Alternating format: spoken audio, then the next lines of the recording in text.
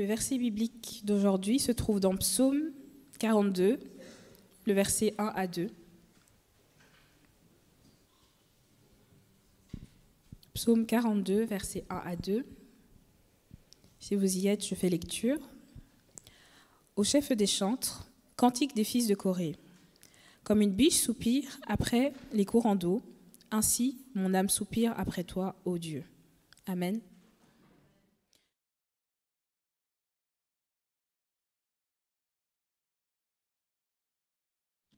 Nous sommes en fait dans la semaine de prière, dans la semaine de la famille et du mariage chrétien, que nous avons commencé le sabbat dernier avec la prédication de notre frère ancien Djedje qui nous a rappelé qu'il fallait reconstruire l'autel familial. En effet, la famille, le foyer est conçu comme une société à part entière qui influe sur la vie de la grande société, de la macro-société en général. Et c'est le lieu par excellence où se fondent beaucoup de choses et beaucoup de traumatismes. Et donc, le sabbat dernier, c'était la suite de la semaine de prière de novembre, en fait, et qui nous invitait à reconstruire l'autel familial ou à le construire si nous ne l'avons jamais construit. Pour 1000 raisons par ailleurs. Des familles, nous savons, généralement, les deux parents travaillent et quand ils reviennent à la maison, ils sont fatigués de leur travail et généralement, l'un ou l'une des deux parents travaille encore à la maison après le travail à l'extérieur. Vous savez ce que ça signifie. Il y a toujours du travail à la maison et on n'a pas toujours le temps à consacrer aux enfants. En tout cas, à consacrer aux enfants avec Dieu. Parce que Dieu, c'est la soudure, c'est ce qui lie la famille, le foyer, et en particulier le foyer chrétien. Donc, le sabbat dernier, nous avons reconstruit l'autel. Nous nous sommes ressouvenus qu'il nous fallait instaurer un temps d'arrêt, ou plutôt un temps de rencontre, un moment de rencontre avec Dieu, selon les agendas de chaque famille, que ce soit le matin ou le soir. Et il est vrai que pour beaucoup d'autres personnes, le matin c'est compliqué parce que des horaires décalés, tout le monde court. Le soir c'est compliqué parce que l'un des parents revient peut-être après l'heure où les enfants sont déjà bercés, aller au lit. Et donc dans la semaine, ça peut paraître aussi encore difficile. Quoique l'on puisse toujours essayer de trouver un moment parce qu'en fait, dans la mesure où on va considérer cela comme une priorité dans nos vies, je crois qu'on pourra toujours trouver un moyen d'aménager ce temps, ce moment pour rencontrer Dieu et en tout cas consacrer nos familles à Dieu. Et pour ceux qui ne le peuvent vraiment pas pendant la semaine, parce que cela est tout à fait du domaine du possible, il y a le week-end. Est-ce qu'au moins une fois par semaine, pendant le week-end éventuellement, est-ce que nous consacrons avec nos enfants du temps avec Dieu? Au chef des chantres, psaume 42, cantique des fils de Corée. Comme une biche soupire après des courants d'eau, ainsi soupire mon âme après toi, ô Dieu. Mon âme a soif de Dieu, du Dieu vivant. Quand irai-je et paraîtrai-je devant la face de Dieu? Vous avez vu comment pullulent aujourd'hui des officines d'astrologues, de kinésiologues. Je ne connaissais pas ces mots avant. J'ai appris à les connaître parce qu'autour de moi, il y a des personnes qui fréquentent des kinésiologues, qui ne sont pas des kinésithérapeutes, mais qui travaillent sur le corps avec certains, ils travaillent sur les chakras. C'est ce qu'on m'a dit. Et donc, ils travaillent sur les rééquilibrages émotionnels et spirituels des personnes parce que nous sommes tous les résultats d'une société, d'une vie et donc nous sommes tous plus ou moins porteurs de certains traumatismes. Oui, les familles vivent de nombreuses situations de stress et aujourd'hui, Nous poursuivons donc en terminant, en clôturant cette semaine de la famille et du foyer chrétien par le thème de cette année qui était la santé mentale. J'irai avec ma famille, les familles et la santé mentale. Vous avez déjà peut-être entendu parler des gens qui perdent totalement leur tête à la suite des situations difficiles qu'ils ont vécues éventuellement dans leur famille. Et là aussi, des psychothérapeutes pullulent parce qu'en fait, il y a des gens qui dépensent des fortunes pour se faire soigner mentalement parce qu'ils ont besoin de se soigner mentalement. Oui, les familles vivent de nombreux stress. Et ce sont des stress provoqués de l'extérieur quelquefois, beaucoup de fois, c'est vrai. Le stress du travail, d'autres stress de ce genre-là, mais aussi d'autres stress provoqués de l'intérieur par notre mal-être, par l'histoire que nous avons vécue, par les craintes non encore apaisées, par toutes ces angoisses qui nous lient, qui nous rappellent de ne jamais pouvoir faire confiance. Vous savez qu'il y a des personnes qui ne savent pas recevoir l'amour parce qu'ils n'ont jamais connu ce que c'était que l'amour. Parce que les signes de l'amour pour eux sont presque des agressions. Parce qu'ils n'ont jamais été regardés, n'ont jamais été touchés. Et que tout langage d'amour qu'ils ne comprennent pas par ailleurs est décodé par eux comme étant de la flagornerie, de la flatterie, du miel doux, des mensonges, des choses, un langage qu'on n'a jamais entendu et qu'on n'a jamais connu. Les situations de stress qui se créent sur les familles et qui perturbent la santé mentale peuvent être la perte d'emploi. Vous savez, quand on s'est impliqué autant dans sa carrière et qu'un jour on perd son emploi, ça peut être un choc tellement traumatisant que ça peut créer des problèmes mentaux qui vont se reproduire, qui vont se régénérer dans la famille. Vous avez déjà entendu parler de ces parents qui, à cause de leurs problèmes, boivent beaucoup d'alcool à l'extérieur et quand ils rentrent à la maison, continuent leur sport en frappant maman et les enfants.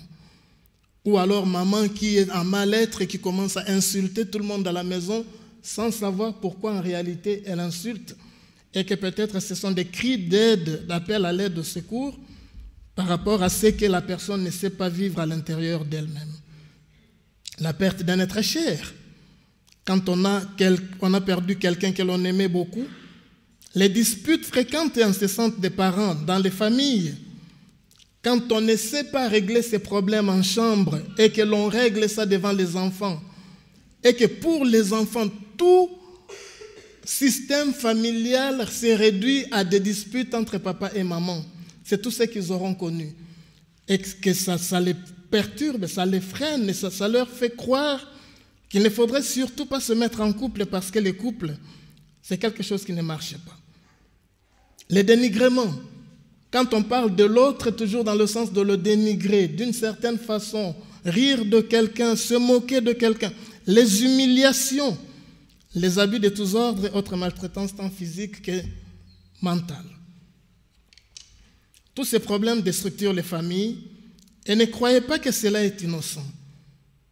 Il est vrai que nous participons par devers nous à certaines situations qui détruisent la paix dans des foyers chrétiens. Mais il faut savoir qu'il y a des forces obscures qui travaillent aussi à perturber les modèles de la famille traditionnelle telle que nous l'avons connue, parce qu'il y a d'autres agendas qui sont dans le monde qui veulent que ces modèles-là familial n'existent plus. Il y a des pays où, quand vous n'êtes pas marié, que vous vivez en cohabitant, ou que vous vivez en isolés chacun, les impôts vous remboursent un certain montant agréable. Et dès que vous vous mettez en couple maritalement, vous devez déclarer et payer beaucoup plus d'impôts que si vous étiez isolé. Et donc on encourage certaines situations de concubinage plutôt que de se mettre dans la famille traditionnelle. Paul nous prévenait dans 2 Timothée chapitre 3 versets 1 à 5. Sache que dans les derniers jours, il y aura des temps difficiles. Les hommes seront égoïste. Amis de l'argent. C'est un scoop, ça. Amis de l'argent. Ou quand vous surfez sur TikTok, sur Instagram, sur Facebook, en fait, vous voyez tous ces Instagrammeurs qui montrent en fait qu'ils ont réussi. Et le paramètre de leur réussite, c'est toujours l'argent. Montrer qu'ils ont atteint leur premier million d'euros. Montrer comment ils passent du beau temps à Dubaï. Montrer comment ils passent du beau temps dans les Maldives. Montrer comment ils portent des montres très chères. Ils roulent dans Il y a une à qui on a posé la question en disant « Vous avez combien de voitures ?» Une star dont je ne citerai pas le nom. Elle dit « J'ai une Lamborghini voiture, une Lamborghini pick-up, j'ai une Maserati. » Alors elle en a cité 5 comme ça. Et le gars qui lui posait la question lui dit « Mais explique-moi un peu. À quoi vous servent toutes ces voitures alors que vous n'avez pas de permis de conduire ?» Et elle répond à prendre des photos et des films. Elle sourit. Et c'est ça le modèle que l'on nous sert aujourd'hui, cette réussite-là. Cette réussite-là. Égoïstes, amis de l'argent, fanfarons. Les gens ne vivront plus leur propre vie, mais ils voudront montrer aux autres que leur vie est meilleure que celle des autres. La vantardise. La vantardise. Les gens seront hautains. Et quand ils sont hautains, ils parlent du caractère fort. Quelqu'un va dire, moi j'ai un caractère fort, en parlant en réalité de son arrogance et de son caractère hautain ou de son mal éducation. Quand on a un caractère que l'on appelle fort, qui ne respecte plus rien, on croit qu'on est quelqu'un que l'on doit respecter. Les gens seront blasphémateurs. Vous avez peut-être suivi, entendu combien le nom de Dieu, quel qu'il soit, est moqué. Que l'on parle de quel Dieu, quel qu'il soit, les gens sur des chaînes de télévision ne peuvent que se moquer par rapport à ça. On se moque du nom de Dieu. Les gens seront rebelles à leurs parents. Nous parlons des enfants. Rebelles à leurs parents. Ils ne voudront pas écouter leurs parents. Les enfants se croiront grands quand ils sont encore enfants. Ils croiront qu'ils sont capables de tout, capables de prendre des grandes décisions de vie. Et la vie les leur permet de plus en plus. De plus en plus. Vous avez suivi cette histoire, la loi en Espagne qui permet désormais aux enfants, pas seulement aux personnes âgées, mais aux enfants aussi, de pouvoir changer leur genre sur la carte d'identité juste en allant faire la déclaration à la commune. Rebelles à leurs parents, ingrats, irréligieux, insensibles. Et l'insensibilité nous touche tous. Parce que voir à longueur de journée à la télévision des catastrophes naturelles, quelquefois le cerveau, en se protégeant, bloque et arrête d'être sensibilisé par rapport à ce genre de choses. Sinon, on ne saurait plus les porter. Quand on regarde la télé et que l'on voit les inondations en Belgique, ou on voit le tremblement de terre en Turquie, et on s'en émeut. Oh, c'est grave. Et puis après, les pubs passent et la série de films continue. On n'a pas été plus que touché que ça. On s'habitue à l'inhabituel. On s'habitue de plus en plus à l'inhabituel parce qu'on côtoie de plus en plus l'inhabituel et le désagréable. Les gens seront intempérants, déloyaux, calomniateurs. On dira du mal de vous, même là où vous n'avez commis aucun mal. Cruels, intempérants. Vous avez entendu ces gens, vous avez vu ces gens qui montrent dans des émissions comme Koh-Lanta et consorts qu'ils peuvent résister, survivre dans les milieux naturels hostiles, qui mangent des bêtes sauvages crues, qui mangent des poissons crus, qui font toutes sortes de choses cruelles, intempérants. Aucune tempérance dans la vie que l'on choisit de plus en plus aujourd'hui. Ennemis des gens de bien, traîtres, emportés, enflés d'orgueil, aimant le plaisir plus que Dieu. Aimant le plaisir plus que Dieu. Si j'ai un programme de mon plaisir par rapport à un programme de l'Église, j'ai choisi quoi en priorité? Nous avons chacun notre réponse. Qu'est-ce que j'ai choisi en priorité? Ayant l'apparence de la piété, mais régnant ce qui en fait la force. Et Paul nous conseille donc dans 2 Timothée, éloigne-toi de ces hommes-là. Et pourtant, nous ne nous en sommes pas éloignés tant. Nous, en général, je ne dis pas nécessairement vous, mais nous les avons admirés, nous les avons enviés, nous les avons copiés. Nous avons voulu leur ressembler. Nous avons voulu avoir la même coupe de cheveux que ces gens-là, parce qu'ils sont ceux qui nous influencent. Nous avons voulu nous habiller pareil à eux. Quelques anecdotes. Un jeune ado TikToker passe à la télé, nous sommes aux États-Unis, et on lui pose la question, vous avez combien de followers, tout ça, on parle et qu'on sort. Et quelles sont vos relations avec vos parents? Alors le jeune homme tout cru dit, mes parents, je ne les vois plus depuis plus d'1 an. Le journaliste lui dit, oui, mais pourquoi? Quelle est la raison? Mais parce que mes parents me font la honte. Ils n'ont pas de followers sur TikTok. Ils n'ont pas de... Moi, j'ai de la gagne. Je suis un winner. Je ne peux pas supporter que ma mère n'ait pas de followers sur TikTok. Ça me ferait la honte, ça me ferait perdre beaucoup de mes abonnés, donc je ne les vois plus. Une autre anecdote. Un jeune homme mal dans sa peau intente un procès de justice contre ses parents, les accusant de l'avoir mis au monde sans son consentement. Vous avez entendu ça? Je n'invente rien. Une jeune fille de 22 ans s'est fait ligaturer les trompes pour ne jamais avoir à accoucher. Parce qu'elle est convaincue par des discours extrêmes que l'humain est le problème de cette planète Terre. Et que tant qu'à faire, il faut commencer dès maintenant à éradiquer l'humain par tous les moyens. Et donc, elle dit que ses parents ont été irresponsables de l'avoir mise au monde. Il y a trop d'humains. Et l'humain, c'est le problème de la Terre. Une femme, dans sa folie meurtrière et pour punir son ex-mari, alors qu'elle était en mal-être personnel, elle emporte avec elle 5 de ses enfants qu'elle assassine pour punir son ex et pour éviter à ses enfants la souffrance sur la terre.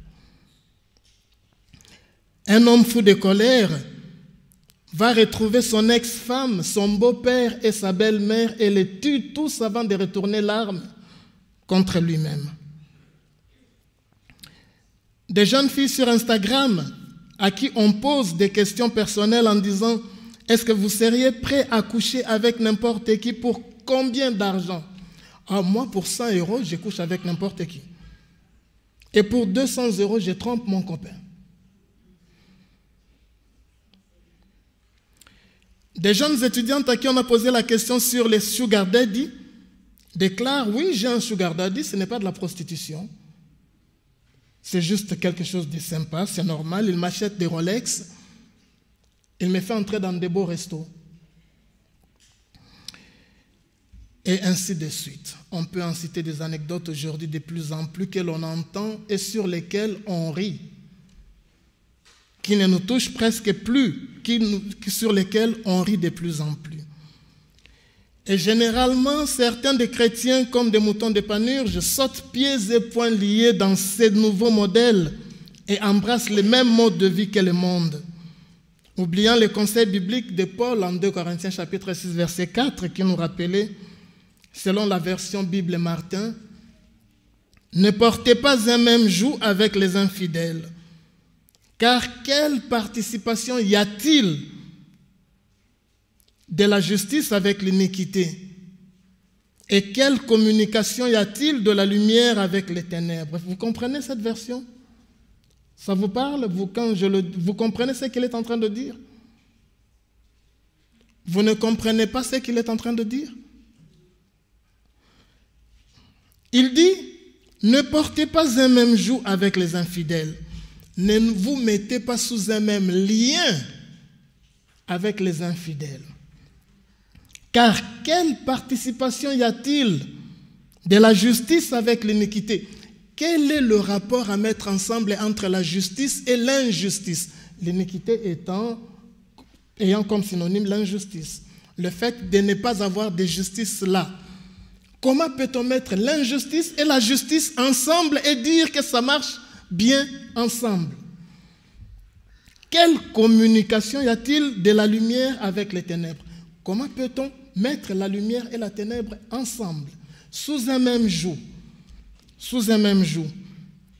Or, cela nous arrive de plus en plus et nous nous habituons aussi encore là.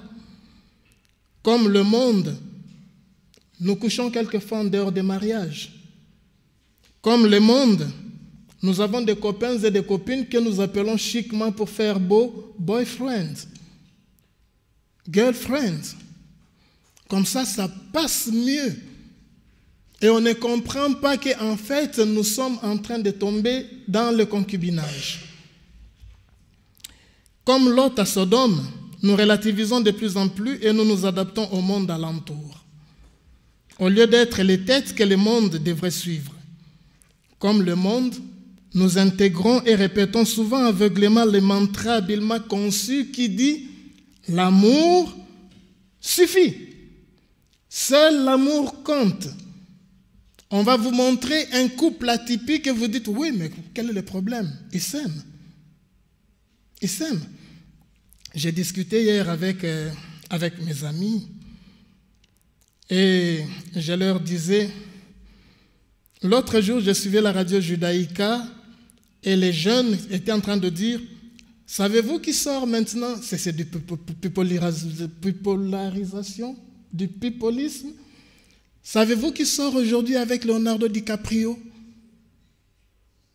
Alors les gars se disent, ah, il a quel âge DiCaprio? Il a 48 ans.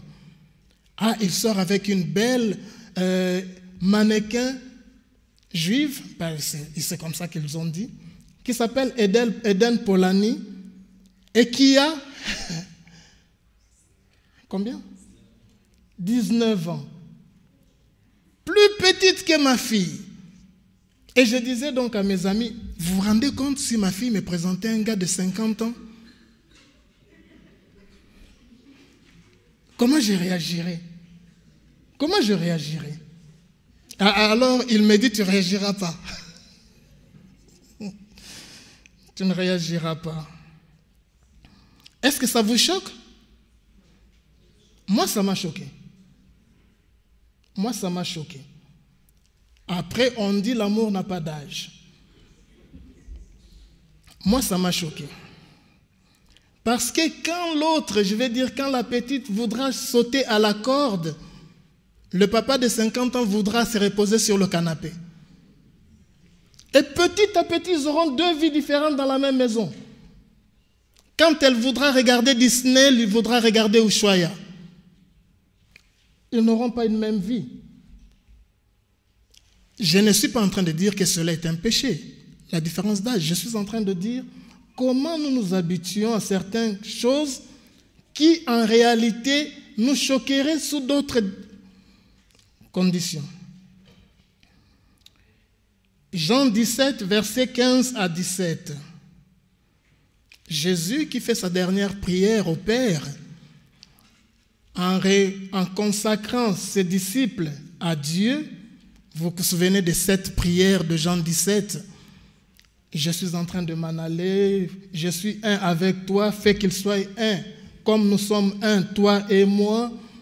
Et donc au verset 15 et 17, il dit à Dieu, je ne te prie pas, après lui avoir dit, j'ai gardé ce que tu m'as confié, je les ai gardés, sauf le fils de la perdition, bien entendu, mais je les ai conservés.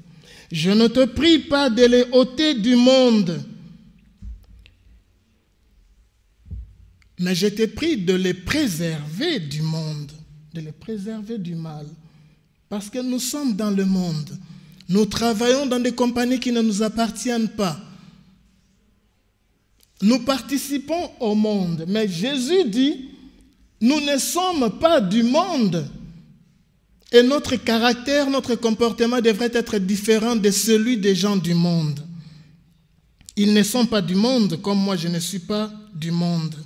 Sanctifie-les par ta vérité. Ta parole est vérité. Nous les voyons. Ce qui arrive à nos frères et sœurs les humains peut aussi nous arriver. Les attaques sont multiples et abondantes. Les attaques sont personnalisées à la faiblesse de chacun. Quand on sait que ta faiblesse c'est l'alcool, eh bien on t'attaquera par l'alcool. Quand on sait que ta faiblesse c'est l'adultère, on t'attaquera par l'adultère.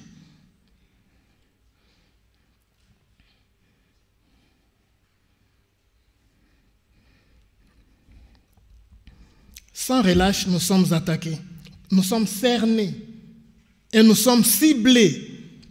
Les malins nous en veulent, comment y échapper?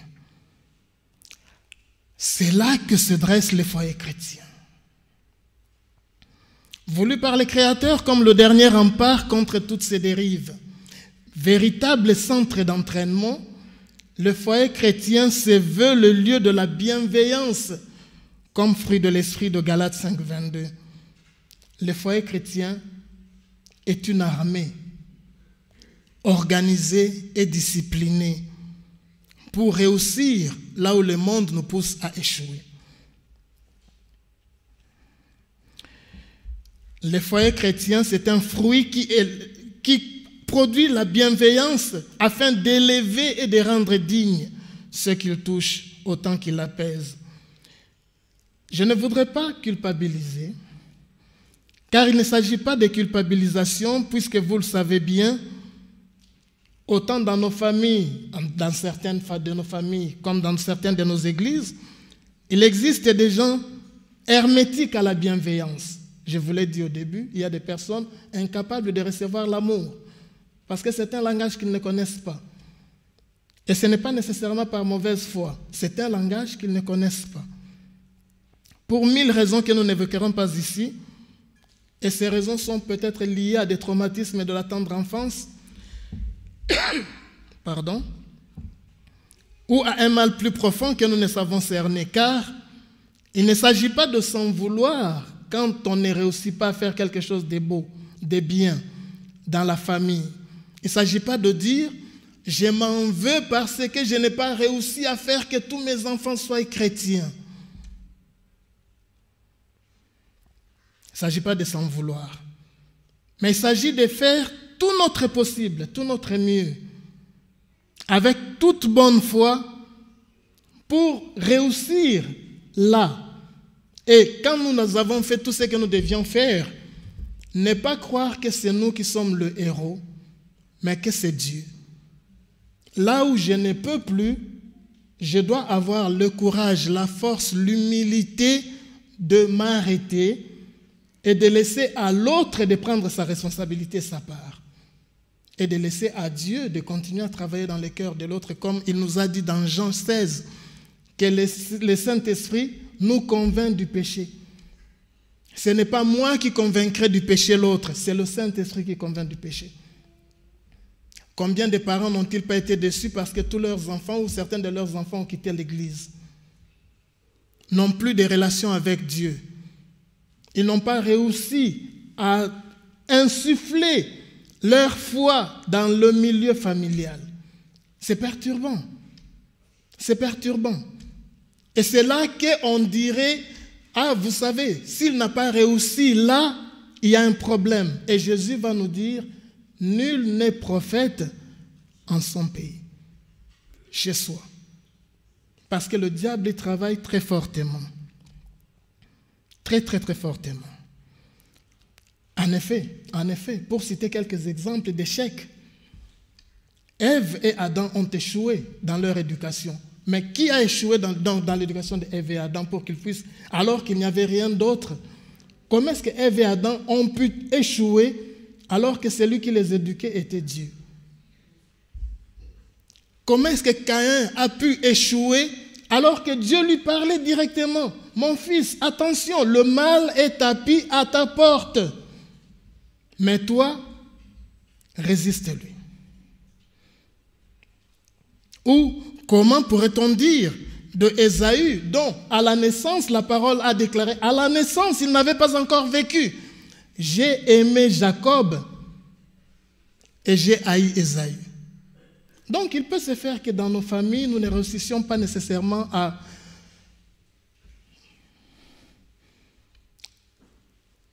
insuffler la foi à nos enfants, par exemple. Mais,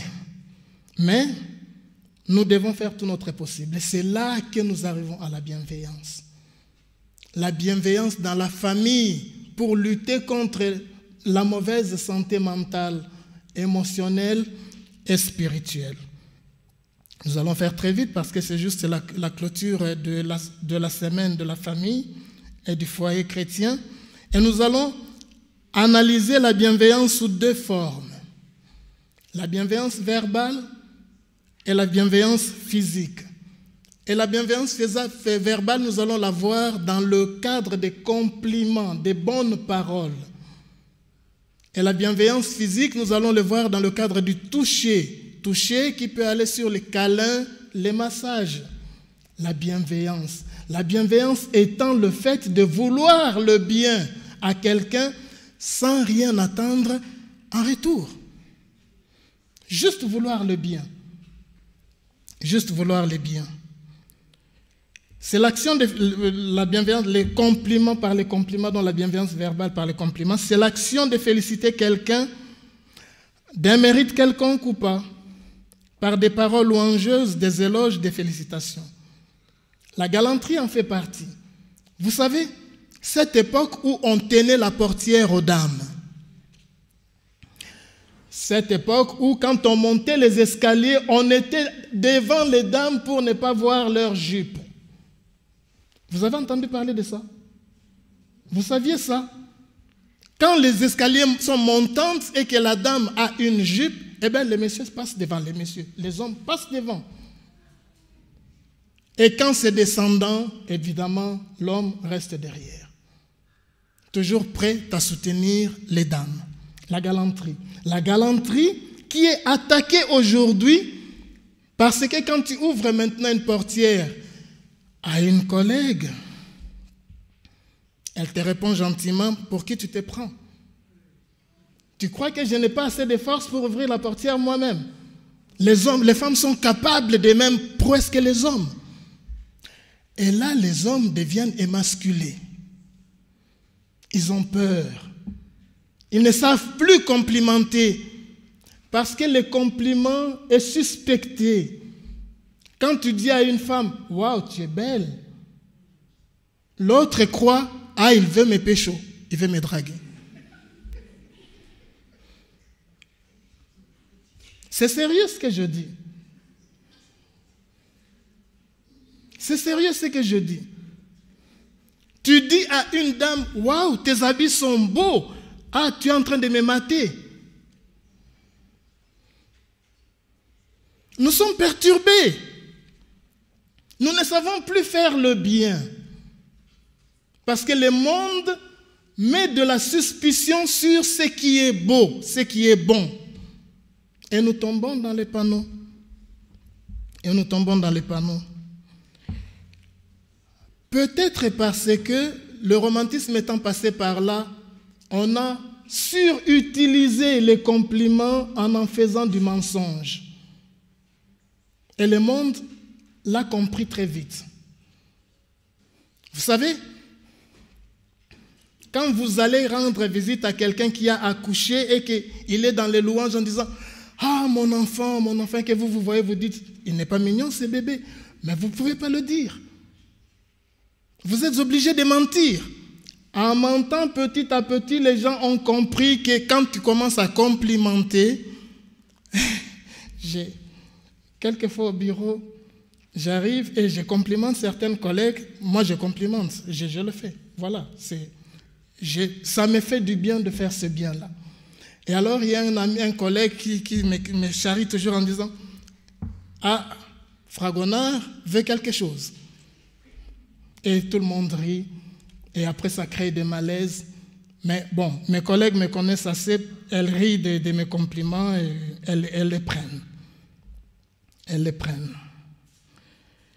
Savez-vous que, à cause de bloquer les compliments naturels de façon spontanée, nous devenons incapables de complimenter pour de vrai parce que nous en abusons peut-être et qu'aujourd'hui, on a ouvert des boutiques à compliments. Avez-vous entendu parler de ça? Chalon-sur-Saône, en France, dans la galerie du Châtelet, une boutique à compliments a ouvert il y a 3 ans sous forme de boutique éphémère. C'est juste un espace où on entre, on sort, mais quand on entre, on reçoit des câlins, des compliments. « Ah, mais messieurs, vous avez des beaux yeux. »« Ah, mais j'ai payé pour ça. » Et alors, je le suivais donc sur la radio France Inter. Vous entrez, même les touristes passent, comme ça ils entrent pour avoir un peu du bien. Et on dit, mais madame, vous êtes bien assortie, vous avez choisi les bonnes couleurs aujourd'hui. Ah oui, des minauderies. On se sent bien, parce qu'on a payé. Comme sur les modèles des boutiques à rire. Vous connaissez ces principes, les coachings du rire.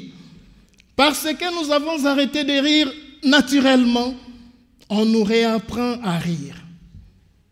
Alors on va vous faire asseoir en disant, vous savez, ça doit partir de votre diaphragme. Asseyez-vous, vous ne le sentez peut-être pas, vous n'avez pas envie de rire, mais faites ha ha ha ha. Faites seulement. Vous vous trouvez ridicule, c'est pas grave. Et quand vous vous riez, ha ha ha, l'autre qui est en face de vous dit, ah mais il rit comme un con, ha ha ha. Et ça fait boule de neige, les gens rient. Parce que quand on rit, on se lâche. On se lâche. Il y a une émission qui passait à la télé où on avait des rires atypiques. On a mis plusieurs personnes. L'un qui pour rire, c'était... Et la femme, quand la femme riait, ça faisait rire tout le monde. Et les gens se gênent de rire parce qu'on va rire de leur rire. On va rire de leur rire. Quand nous parlons de bienveillance par les compliments, nous ne parlons pas des mensonges. Et nous ne disons pas qu'elle ne mérite les compliments que les gens beaux. Parce que la mère qui a son enfant qui n'est pas mignon pour toi, le trouve son enfant beau. Et elle lui dira, mais tu es beau mon fils, avec sincérité, avec amour du cœur. Est-ce que nous pouvons apprendre et réapprendre à nous revoir, à nous regarder avec ce regard d'amour et de compassion pour trouver des compliments à faire à l'autre? Il y a toujours quelque chose que l'on peut dire à l'autre. Soit qu'il joue très bien de la musique. Je le disais à Hérold l'autre jour, c'est magnifique. Quand je t'entends jouer, je me dis, ça me transporte. Et Elroy me disait, donc je joue de plus en plus, de mieux en mieux. Je dis, mais ce n'est pas, c'est magnifique. J'aime. Mais il ne s'agit pas de mentir, il s'agit de trouver. Il y a plein de choses que l'on peut dire à ses enfants. Plutôt que de lui dire, toi, avec tes bêtises-là, assieds-toi au coin. On peut peut-être dire, je ne sais pas, trouver quelque chose de beau que vous pouvez raconter sur lui, à lui, pour lui donner de la dignité.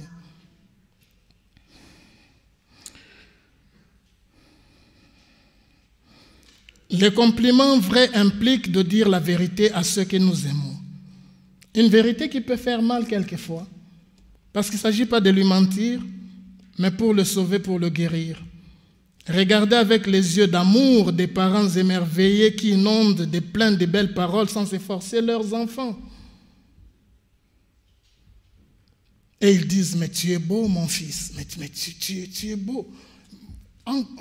L'enfant entend ça depuis tout petit, qu'il ne pose même plus la question.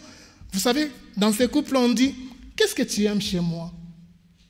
Mais je t'aime comme tu es, je t'aime tout entière. Non. Qu'est-ce que tu aimes chez moi?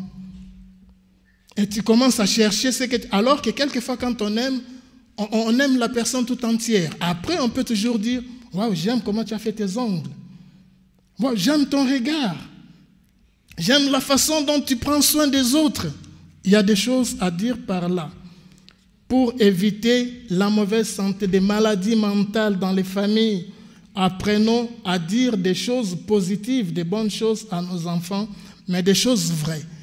Parce qu'en les habituant à des choses vraies, on les habitue à réellement aimer Dieu. en habituant nos enfants à des mensonges, on les habitue à ne pas croire en celui qu'ils ne voient pas.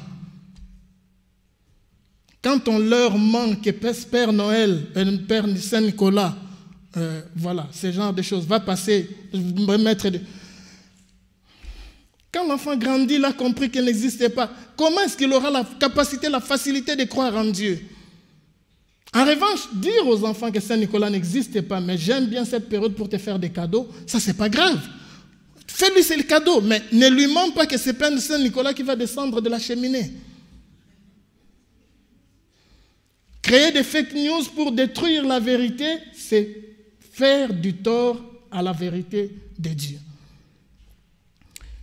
Le deuxième aspect, c'est la bienveillance par le toucher. Pardon. Ça se décline sous forme de câlins et de massages. Je ne suis pas dans vos maisons, mais avez-vous remarqué comment on est prêt, plus enclin à faire des farfouilles à son chat ou à son chien plutôt qu'à toucher son enfant? Avez-vous remarqué ça? On est en train de regarder la télé, ton chat est assis là à côté, tu es en train de le caresser, tu regardes, mais tu le caresses. Pourquoi est-ce qu'on ne ferait pas ça à nos enfants tout bébés depuis tout petits pour qu'ils s'habituent au toucher? Parce que quand l'enfant n'a pas été habitué au toucher, le toucher peut être agressif.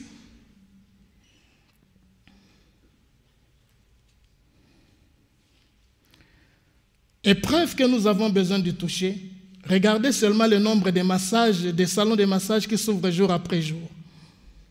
On paye de l'argent pour aller se faire masser parce qu'on a besoin de se sentir bien dans sa peau. On a besoin de caresses, on a besoin de massages, on a besoin de câlins. On a besoin de toucher. Quelle est la dernière fois que vous avez touché votre enfant avec intention? Pas toucher, avec intention de le toucher et de lui faire du bien. Et vous voyez, même les mots que je suis en train de dire risquent de me faire paraître comme un gros pervers. Parce que quand tu dis toucher ton enfant pour lui faire du bien, qu'est-ce qu'il dit là?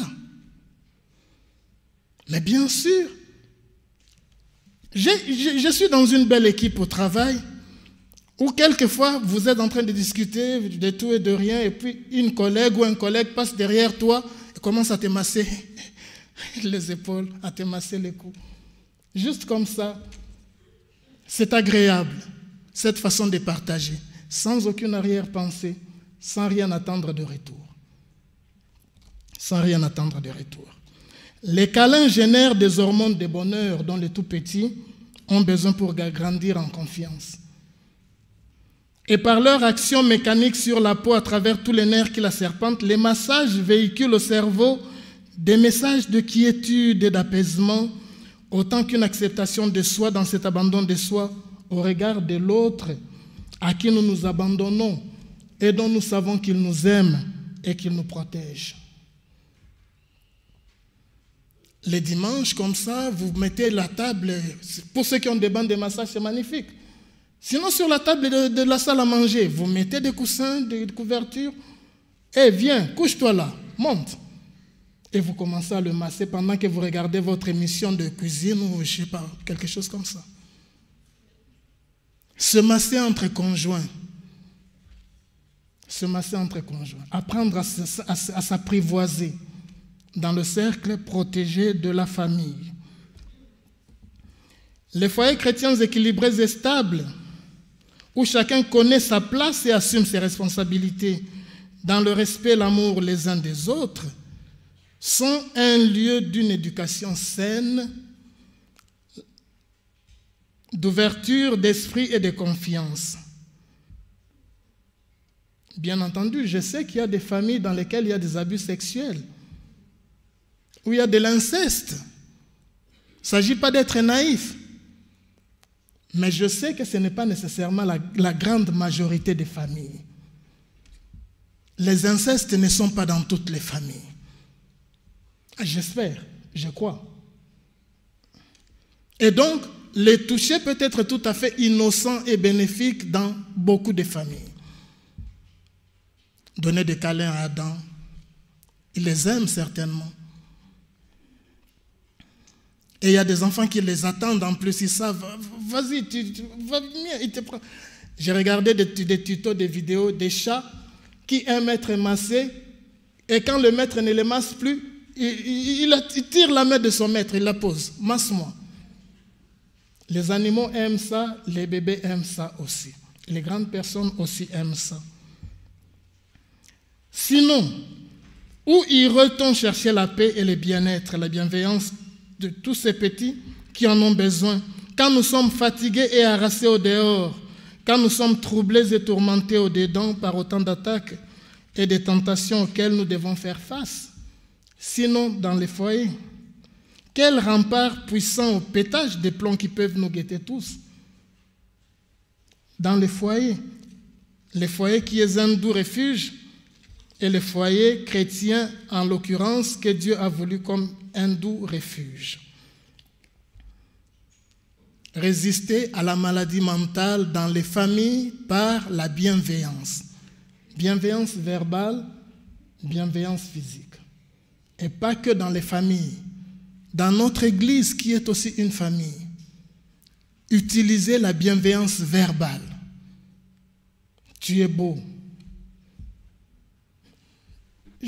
Tu es magnifique. Trouvez des choses positives chez l'autre. Et vous remarquerez que plus vous cherchez des choses positives, moins vous aurez des critiques contre l'autre. Celui envers qui vous dites des choses bienveillantes, vous avez difficile à le critiquer. C'est comme ça, c'est comme des vases communicants. Plus les compliments augmentent, plus les critiques baissent. Malheureusement, plus les critiques augmentent, plus la bienveillance dont vous pouvez profiter vous-même disparaît. Et apprenons à faire des choses, des gestes qui aident à ne pas perdre les boules, à ne pas péter les plombs, à ne pas tomber dans les maladies mentales, émotionnelles, où des gens sont sans émotion, spirituelles, où les gens ne savent pas croire en Dieu parce que le seul modèle de Dieu qu'ils ont, c'est-à-dire leurs parents, ne représente pas ce qu'ils aimeraient aimer.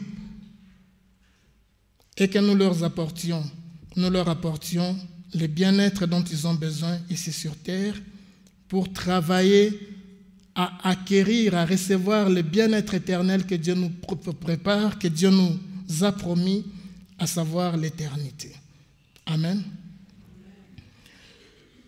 C'est une clôture de la semaine de la famille et du foyer. Donc je vais inviter l'ancien Mike à venir conduire une prière de clôture, une prière d'assemblée pour clôturer ces moments.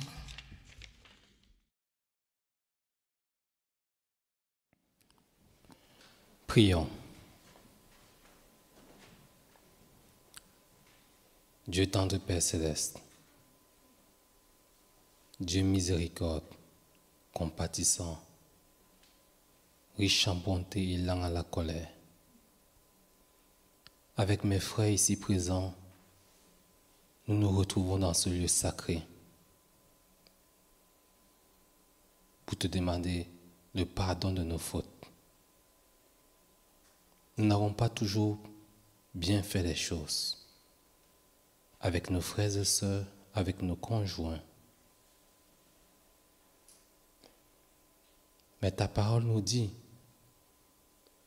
celui qui reconnaît son tort et te demande pardon sincèrement,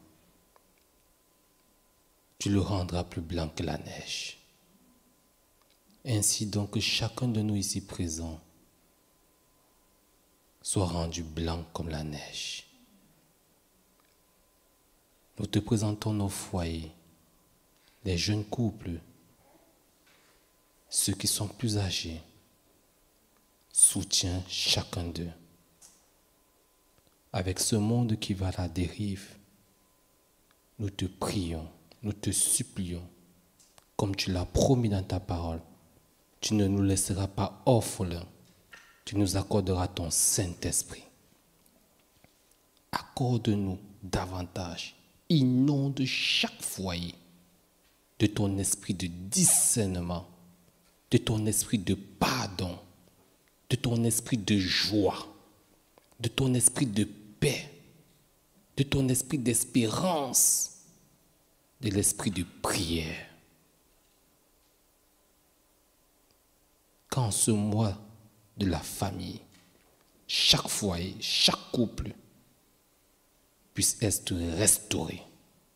Que l'esprit de bienveillance puisse faire partie de notre quotidien. Nous te présentons, tendre Père Céleste, les foyers où il y a difficulté, des foyers où les enfants n'obéissent pas, des foyers où il y a la maladie, des foyers où il y a de l'adultère, des foyers où il y a de la pauvreté financière, de la pauvreté d'esprit. Nous implorons la restauration de ces couples. Nous implorons que tu restaures chaque cœur dans ces foyers. Nous croyons que la prière a une grande puissance. Nous croyons, tendre Père Céleste, qu'en ce moment, tu es en train de restaurer les cœurs. Nous te supplions. Tu as promis que tu comptes les chevelus de chacun d'entre nous. Alors compte les chevelus de chaque membre de chaque famille. Et que cette église de Bussy-Centre puisse continuer à grandir dans l'amour, la paix, la joie et l'esprit d'espérance. Nous avons besoin de ça plus que jamais, Seigneur. Nous ne souhaitons pas que les maladies, les difficultés de cette vie divisent notre famille. Nous voulons tous aller au ciel en famille. Fais-nous grâce en ce jour saint, en ce jour béni. Et que chaque personne qui est entrée dans ce temple avec un cœur lourd, avec un chagrin, que tu accordes ta paix comme tu as promis. Je vous accorde ma paix, pas comme le monde la donne. Accorde ta paix, ta joie. Et que chacun d'entre nous puisse avoir l'assurance que tu nous as pardonné. Peu importe ce que la personne a fait, mon Dieu. Tu promets de nous pardonner si nous revenons d'un cœur sincère. Nous croyons, Seigneur, que nos familles sont restaurées. Nous croyons, Seigneur, que tu as exaucé notre prière. Nous croyons, Seigneur, que nous remporterons la vie éternelle. Exauce-nous au-delà de nos demandes. Surprends-nous dans tes bénédictions. Surprends-nous dans les difficultés. Surprends-nous, tendre Père Céleste. En ton nom, Jésus-Christ, avec mes frères ici présents, nous t'avons prié. Amen.